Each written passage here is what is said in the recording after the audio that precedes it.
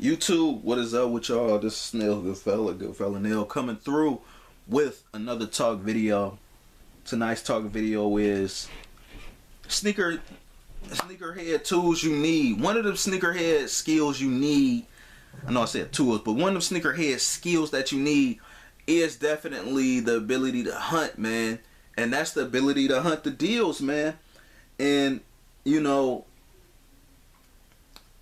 a real sneaker dude gonna get that W at the end of the day. It might be a few days, might be a few weeks, might be a few months, maybe even a few years. Depends on how much you're on the hunt for that sneaker, man. So with me, like me, I was on a hunt for some Barclays years ago, man, and people were charging not crazy prices for this, but they were charging like unrealistic prices for this sneaker, like at least over $100. I would go inside of certain sneaker stores and they would be wanting like damn near full-blown retail for this one. It's like, man, I could get this for the low. So I did my thing, man, as far as like hunting for the best price and everything. And sometimes some deals just like fall in your lap, but when there's what they call it, it's like putting it in the universe. When you push, you always get some pushback. Basically, that's what I'm saying. So it's like you can't just be saying you want a job without filling in any applications. You know what I mean? So this is just an example.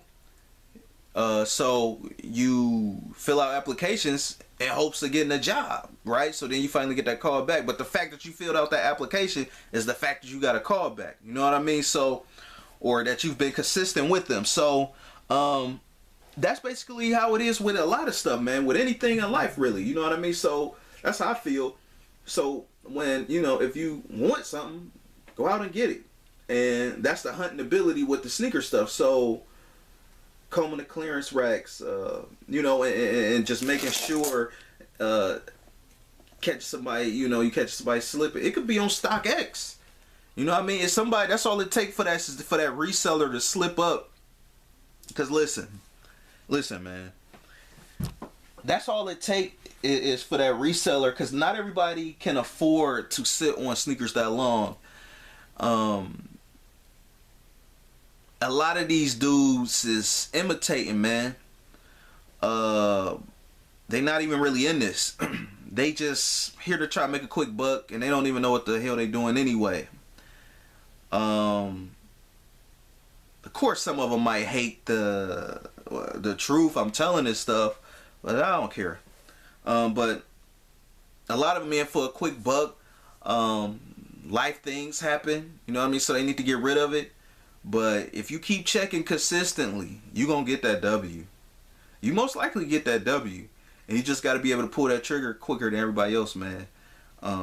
And you pull that trigger and capture that deal, capture that steal. It's all yours, man. So, you know, for example, you might see these go boom, you know, eventually they get down to like 250, 225, 230. You pull the trigger, boom, that's the best time to pull, because you don't want to pay $300 plus tax or shipping. So that's just an example. Yeezy's a recent thought. That's another example. You pull that trigger, you know, because you was on the hunt.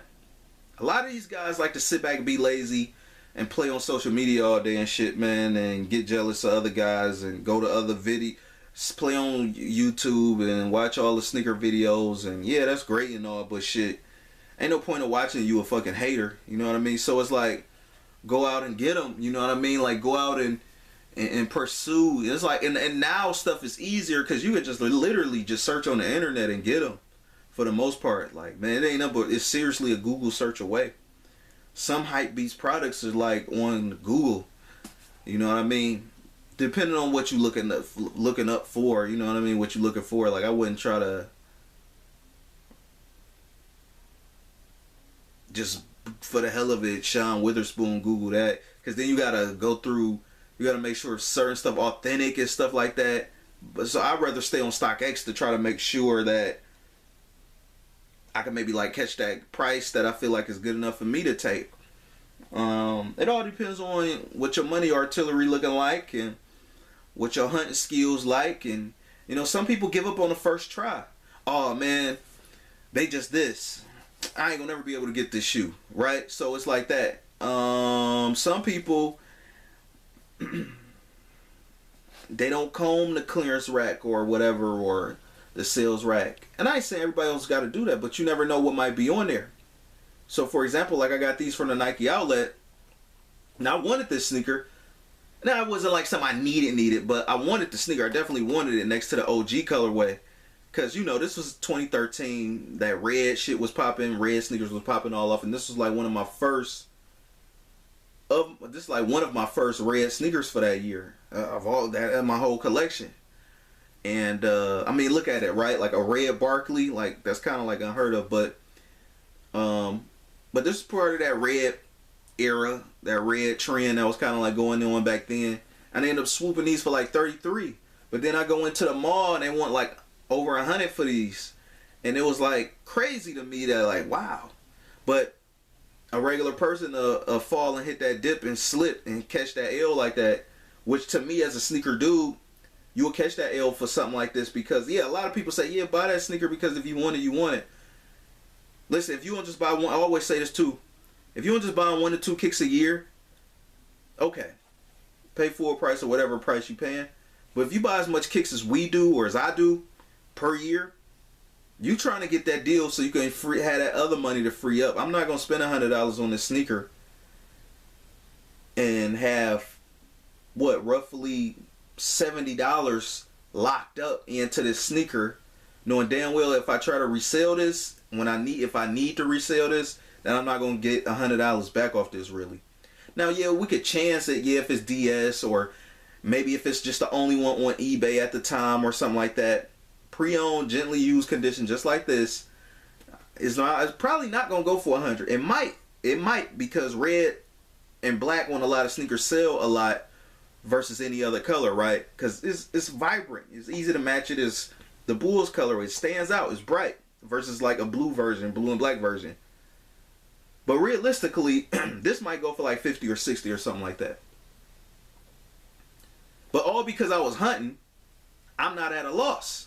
You feel me? Like, you get what I'm saying? Like, because I was on the hunt, now whether a deal came in, fall into my lap, but I was on the hunt for the deals anyway. So, with this being at the Nike outlet, if I wouldn't have been online to see the deal at that particular Nike outlet, or you could physically be out at the Nike outlet and be like, damn, on the hash wall, and pull this boy down and be like, how much is these? 33? Like, to the point where you can damn near resell it and get this for a GR price. Like, you know, DS somebody easily on eBay. Like, even just these right now on eBay, I still probably can bang a quick 60 out of this. You know what I mean? Number one, this is a colorway that's not too around. You know, it's not around as often as it used to be. And the people I'm competing with on eBay, you know, it's rare for somebody to have this as a clean kick or to keep them up. Not too many sneaker guys are on eBay all like that. Or maybe I should say, not too many people even sneaker guys, not too many people take care of their sneakers to the point where they're still worth buying and you don't have to do that much cleanup. I feel personally, if you get a sneaker from me, you won't even have to clean it up because it's already clean anyway. I clean them obviously before I send them out. But even before that, like if I just gave you this sneaker like this, you say like, man, it barely looked worn all like that. Besides maybe like a few, like the little foot crease right here somewhat, but that's not a deal breaker really.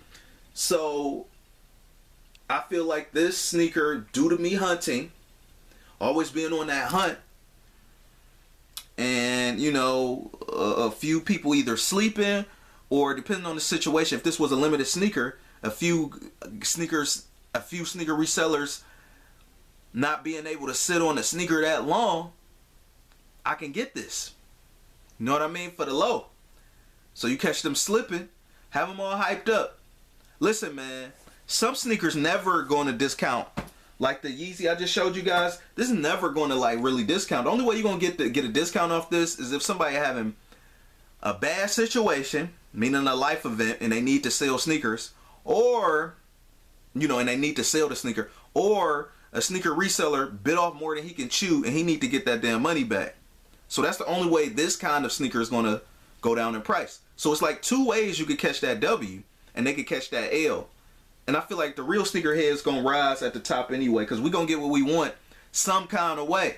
You know what I mean? So, and by all means, this probably don't apply to you if you just got cash to blow, because you could just go and buy it, right? And lastly, again, like I just bought up, you go get that outlet fix, that Nike outlet fix. Or you can maybe go to eBay and find this. You never know. Not too many people are on GR kicks. They on the hype stuff. This not hype. Maybe the red colorway might sell this. Maybe the red colorway might boost the price than what the original OG black and gray one's going for. Different things can be a defining factor as far as sales go and sneakers. Somebody might pay for a little bit of exclusivity in this, or they might pay because, oh, you kept this up. Oh yeah, I give you $70 for this, $60, because you actually kept this up. Versus some lawnmower walkers, some lawnmower shoes that a lot of these guys really don't take care of. So it's like one of the things after somebody beat up their shoe to death, and you come out and crack and turn heads. That's basically what was done. Now, I believe things come full circle and things come back around. When hoop shoes come back into style, hard, and everybody want to wear them again, this might be a head turner. So to round everything off, always be on the hunt if you really, you know, in the kicks. That's one of them essential skills you need. Just like it's always a W for you, somebody might be had to face that L. They L might be your W. To round it all off, they could be on the StockX or Go. As far as limited kicks go, you can keep checking that price, and somebody gonna slip up. It always happen, because if you check the sales on a lot of StockX or Go, depending on the size, of course, right?